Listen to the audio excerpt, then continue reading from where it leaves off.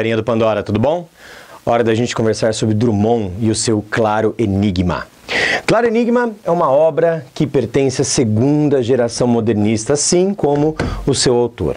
Algumas características importantes do Drummond que diferem de outras obras, por exemplo, A Rosa do Povo ou O Sentimento do Mundo, é que essa obra, o Claro Enigma, ele, na verdade, é uma obra que vai ser um pouquinho menos panfletária, então a gente vai encontrar um Drummond um pouquinho diferente. Nesse caso aqui, específico do Claro Enigma, o Drummond ele não vai ter essa característica tão forte quanto a gente vai encontrar da segunda geração modernista. Então, pensa lá, quais são as características da segunda geração modernista? Então você vai encontrar, tanto na prosa quanto na poesia, um caráter de denúncia, um caráter de revelar as características, tanto que a gente pode até chamar isso de neorrealismo na segunda geração. E nesse caso, o Drummond ele não vai trabalhar tanto com essa ideia de panfletar, de denunciar. Pelo contrário, a gente vai ter um Drummond muito mais introspectivo e mais lirista, que não é muito a característica dele, mas a gente vai acabar encontrando isso nessa obra aí, tá? Essa obra do Drummond, ela vai trabalhar com uma apresentação muito mais formalista. Então, você vai perceber que desses poemas, apenas 11 eles tomam a liberdade, que é a característica do modernismo, né? Que é trabalhar com versos livres, versos brancos, uma liberdade estrutural muito maior. E nessa obra não, você vai encontrar um rigor formal muito grande. E a gente pode até fazer um paralelo. Por que será desse rigor formal? Talvez essa necessidade de formalismo venha dessa necessidade de reflexão, dessa metafísica que ele vai buscar para tentar fazer esse questionamento, esse enigma, né, que já está no próprio nome. Perceba o claro enigma, tanto que ele já joga na nossa cara, logo de cara, no título. É um enigma, e é um claro enigma. Então, ao longo dos 42 poemas que nós vamos encontrar nessa obra, ele vai questionar muito sobre a vida, a morte, a existência, o seu lugar, o seu íntimo. Então, perceba que também é uma característica aí das outras obras que também nós estamos analisando junto, né? O que a gente pode falar também é que nós vamos trabalhar bastante a característica da solidão desse poeta, e esse enigma ele vai ser um enigma de fato paradoxal. Nós vamos trabalhar a existência humana, o que é esse existir humano. Em cima dessa obra, nós vamos ver que o Drummond dividiu a obra em 6 partes, tá? Então, vamos dar uma olhadinha rápida sobre essas 6 partes. A primeira parte, entre lobo e cão. Perceba o uso dessas palavras, entre lobo e cão. Lobo, que no caso seria um animal selvagem, e cão, que seria um animal já domesticado. Então, perceba, entre o selvagem e o domesticado, entre um extremo e outro. Perceba que essa característica ela vai aparecer bastante, esses extremos, esse questionamento. E também a gente vai perceber um pouquinho dessa metalinguagem aí. Tá? Então, vamos aproveitar e já vamos dar uma olhada num exemplo de um poema que já vai caracterizar essa primeira fase, que por sinal é o Dissolução, que é o primeiro poema. Vamos dar uma olhadinha aí e ver essas características que a gente consegue trabalhar. Vamos dar uma olhadinha. Escurece e não me seduz tatear sequer uma lâmpada, pois que aprouve ao dia findar, aceito a noite. E com ela, aceito que brote uma ordem outra de seres e coisas não figuradas. Braços cruzados, vazio de quanto amávamos, mais vasto é o céu. Povoações surgem do vácuo. Habito alguma? Então, só nesse trechinho já dá pra gente ver algumas coisas. Então, começa, o primeiro poema já falando, escurece. Então, a gente já não tem a noção da iluminação, não temos a iluminação da clareza. Ele volta para si, na solidão, na escuridão, e não me seduz tatear sequer uma lâmpada. Eu não quero buscar a clareza, eu não quero buscar a luz, pois que aprouve ao dia findar. Então, se o dia quis acabar, se o dia quis se tornar noite, ok, eu aceito a noite.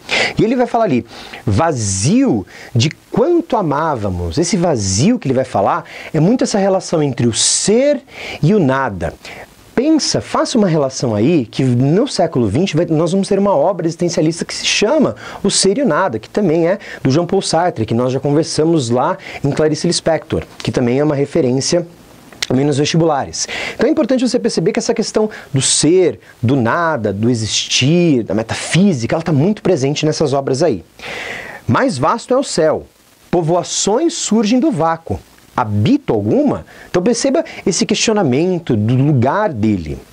E nem destaco minha pele da confluente escuridão. Um fim unânime concentra-se e pousa no ar, hesitando. E aquele agressivo espírito que o dia carrega consigo já não oprime. Assim a paz, destroçada. Vai durar 1000 anos ou extinguir-se na cor do galo? Extinguir-se mesmo, não é extinguir-se, tá? Nunca teve trema, tá bom? Esta rosa é definitiva, ainda que pobre. Perceba a menção da rosa, já fazendo uma alusão aí ao seu próprio poema Rosa do Povo. Então, rosa já é metáfora da poesia. Então, ó, vai durar 1000 anos ou extinguir-se na cor do galo?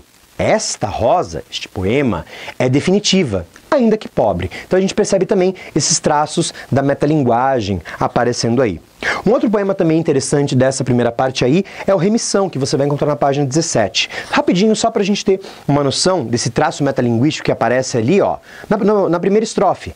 Tua memória, pasto de poesia, tua poesia, pasto dos vulgares, vão se engastando numa coisa fria a que tu chamas, vida e seus pesares. Então, ele vai colocar a poesia como um elemento da memória. Então, perceba como ele vai falando da própria poesia como esse elemento metalinguístico, ok? Bom, no segundo ponto, na segunda parte do Claro Enigma, ele vai falar de notícias amorosas, ele vai trabalhar esse lirismo, que não é tão comum do Drummond, que na verdade agora ele vai trabalhar esse lado introspectivo e lirista, que é um dos poemas também comuns dele, que é o Amar, que a gente conhece. Então, vamos dar uma lidinha nesse poema Amar e vamos fazer alguns comentários sobre ele. O primeiro trechinho é um trechinho até comum de se ouvir. Que pode uma criatura, se não entre criaturas, amar? Amar e esquecer, amar e malamar, amar, desamar, amar, sempre e até de olhos vidrados, amar. E aí, mais lá para o finalzinho, ele fala assim: este o nosso destino, amor sem conta, distribuído pelas coisas pérfidas ou nulas, doação ilimitada a uma completa ingratidão, e na concha vazia do amor, a procura medrosa, paciente, de mais e mais amor. Amar a nossa falta mesma de amor, e na secura nossa, amar a água implícita e o beijo tácito e a sede infinita. Uma coisa importante quando a gente fala de amor em Drummond é pensar naquele poema Amar Amaro. É que o amor para ele não é sempre um amor bom, um amor gostoso. Amar amaro, amaro de amargo, de ruim, que o amor sempre tem um outro lado ruim, um lado negativo. E é importante a gente falar do Fraga e Sombra, que é um poema da página 47. Fraga é um terreno com um declive muito acentuado, então esse declive muito acentuado faz a sombra. Então, ó, amar, amaro, algo muito alto que pode fazer uma sombra. Perceba esses dois pontos que ele vai trabalhar aí. E nesse caso a gente vê um soneto, aí a questão formalista que ele vai trabalhar. A sombra azul da tarde nos confrange, quebra com força, destrói. Baixa, severa a luz crepuscular. Um sino toca, e não saber quem tange é como se este som nascesse do ar. Música breve, noite longa, o alfange que sono e sonho ceifa devagar, mal se desenha, fino, ante a falange das nuvens esquecidas de passar. Os dois apenas, entre céu e terra, sentimos o espetáculo do mundo, feito de mar ausente e abstrata serra. E calcamos em nós, sob o profundo instinto de existir, outra mais pura vontade de anular a criatura. Perceba nesse finalzinho aí, quando ele fala dessa anulação do ser, a criatura, o ser, essa anulação do ser e essa aproximação do nada, do profundo instinto de existir. Então, perceba de novo esse jogo do ser e do nada. Existe o amor, mas existe o amar, amaro. Perceba esse jogo que ele faz aí dos dois lados, tá? O alfange é aquela lâmina grande, fica na ponta de um cabo que a gente vê as pessoas cortando grama, sabe? Imagina essa figura cortando, essa figura de cortar, que ele faz essa imagem aí para cortar, ok? Então perceba que nesse poema, que está dentro do Notícias Amorosas, perceba a visão de amor que ele coloca aí, como que ele trata essa noção de amor, ok? Passando agora para a terceira parte, o menino e os homens. Algumas características são interessantes dessa parte. A primeira é que nós vamos ter alguns poemas homenagem, a gente vai ter o Quintanas Bar, a gente vai ter aqui, nessa parte, na verdade, o que mais vai interessar para a gente é esse poema A um Varão que Acaba de Nascer, na página 55. A gente vai ter, principalmente, uma visão muito pessimista e dominante nessa parte aqui. Vamos dar uma olhadinha aqui, ó. Chegas e o mundo vai-se como um animal ferido, arqueja. Nem aponta uma forma sensível, pois já sabemos todos que custa a modelar-se uma raiz, um broto. E contudo, vens tarde. Todos vêm tarde. A terra anda morrendo sempre e a vida se persiste, passa descompassada. E o nosso andar é lento, curto o nosso respiro e logo repousamos e renascemos logo. Renascemos? Talvez. Então perceba que nessa parte do menino e os homens, o menino, talvez ele, os homens, talvez os outros, perceba essa noção pessimista que vai aparecer aí, que é muito pesada. Mais à frente ele vai dizer assim: quem respirou o momento, vislumbrando a paisagem de coração presente? Quem amou e viveu? Quem sofreu de verdade? Como saber que foi nossa aventura e não outra que nos legaram? No escuro prosseguimos. Então perceba a ausência de luz lá desde o começo, no primeiro poema que ele já falou, que ele já estava no escuro, ele continua no escuro e nessa procissão de sair de menino e crescer até a vida adulta, ok? Dê uma olhadinha nisso com calma, ele vai falando bastante disso aí, continuando nessa persistência, nessa visão pessimista, ok? Continuando aí, na parte 4, Selo de Minas, que é uma parte bem interessante e, por sinal, uma parte que já foi cobrada, então atenção, poemas aqui já apareceram na prova da FUVEST, é bem interessante você tomar cuidado com isso, ok? Eu selecionei dois que são interessantes a gente comentar. O Evocação Mariana, que é o primeiro dessa parte, se não me engano, vamos dar uma olhadinha aqui, ó. O Evocação Mariana, ele vai trazer, na verdade, o Selo de Minas, essa parte toda, ele vai trazer muito da memória da infância do poeta aqui, e ele vai trazer essas experiências para nós. O Evocação Mariana diz assim: a igreja era grande e pobre, os altares humildes. Havia poucas flores, eram flores de horta. Sob a luz fraca, na sombra esculpida, quais as imagens e quais os fiéis, ficávamos. Do padre cansado, o murmúrio de reza, subia as tábuas do forro, batia no púlpito seco, entranhava-se na onda minúscula e forte de incenso, perdia-se. Não se perdia. Desatava-se do coro a música deliciosa que esperas ouvir à hora da morte ou depois da morte nas campinas do ar. E dessa música surgiam meninas, a alvura mesma, cantando. De seu peso terrestre a nave libertada, como do tempo atroz imunes nossas almas, flutuávamos no canto matinal sobre a treva do vale. Uma coisa bem interessante que a gente vai ver bastante nessa parte de Selo de Minas é que a gente vai perceber a presença do agnosticismo do Drummond aqui, tá?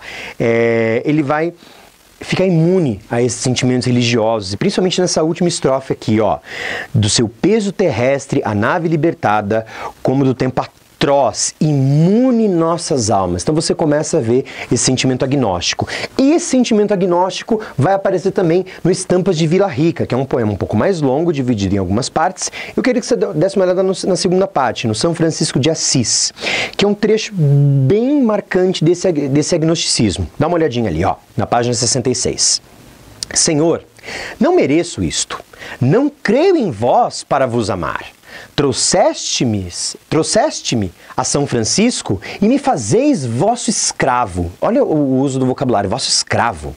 Não entrarei, Senhor, no templo, seu frontispício me basta. Vossas flores e querubins são matéria de muito amar.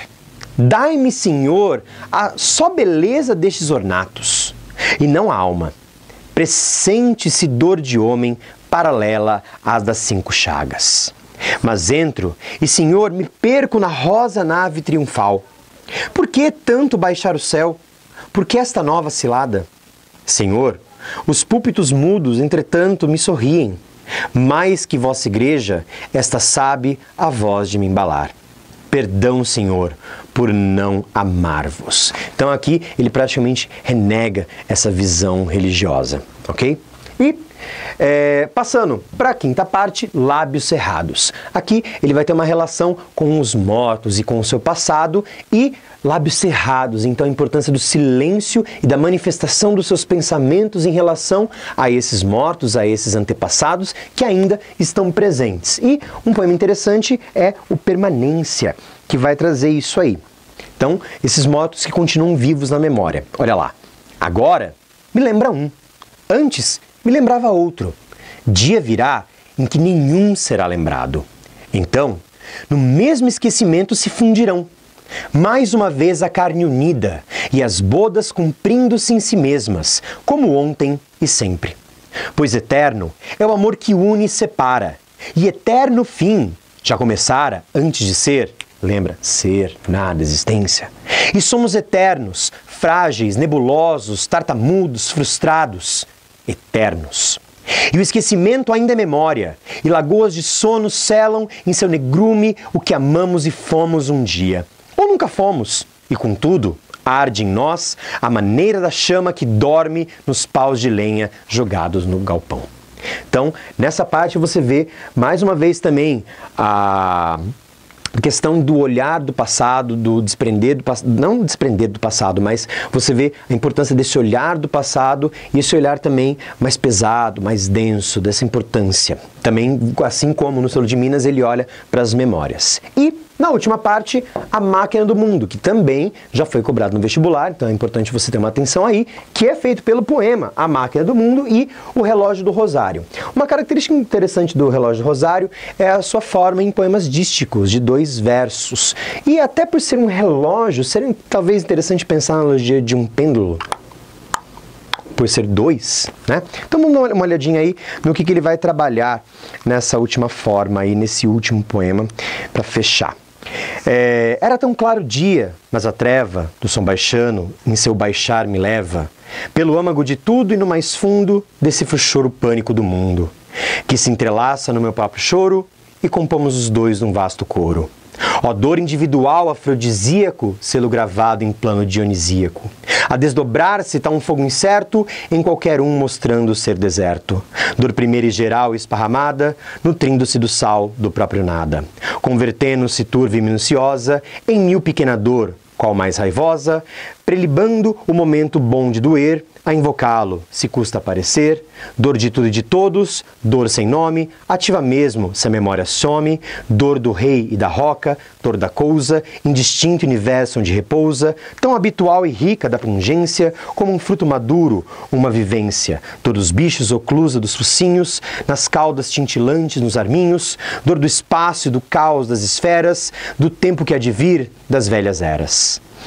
O importante você ver aí é essa transferência dessa dor individual, da dor universal para essa dor individual. Então você percebe que é um monólogo sobre o eu, sobre o ser, sobre o nada, sobre essa metafísica, sobre esse todo que ele vai falar ao longo dessa obra dele. Bastante atenção, cuidado ao ler esses poemas, dicionário perto, Google perto, para você verificar essas palavras que você não conheça, ok? Bons estudos, sucesso para você.